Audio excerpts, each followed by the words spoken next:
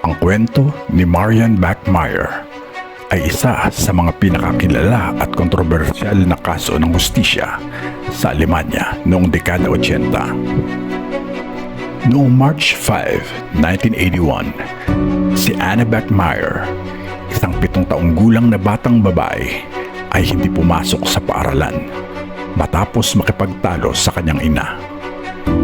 Siya ay dinukot ni Klaus Grabowski, isang 43 years old na ex-convict, dahil sa mga kaso na sexual na pang-aabuso sa mga bata. Dinala niya si Anna sa kanyang tahanan sa Lübeck, Germany, kung saan niya ito ginahasa at pinatay. Iniligay niya ang katawan ni Anna sa isang sako at itinapon ito sa isang kanal.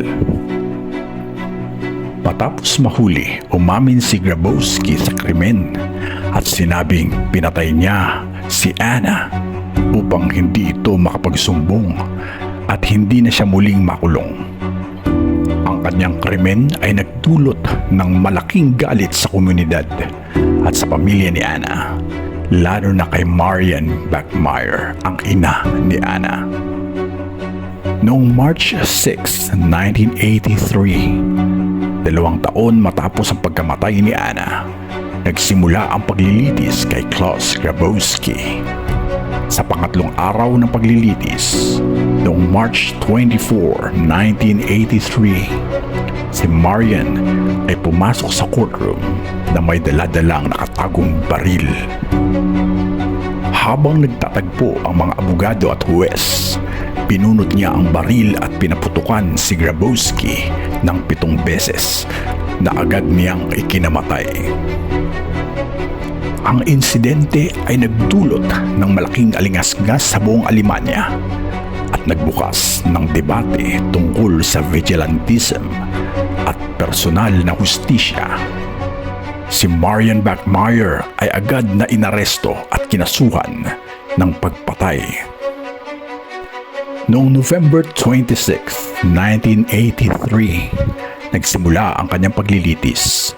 Sa kanyang depensa, sinabi ni Marian na hindi niya kayang tiisin ang idea na muling mapalaya si Grabowski o hindi maparusahan ng sapat para sa kanyang ginawa.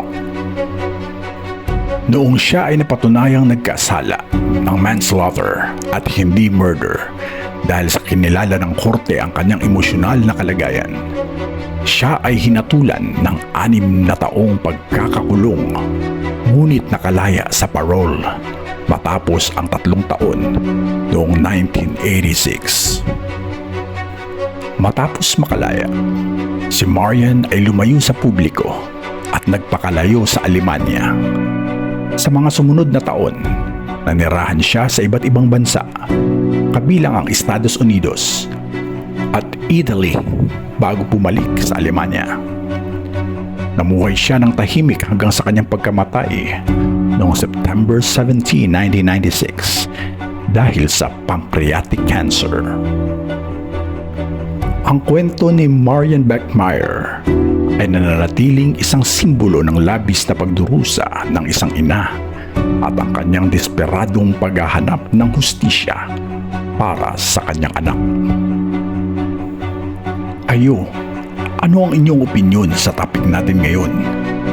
Ano din ang gagawin ninyo kung sakaling kayo ang nasa sitwasyon ni Marian Bachmeier?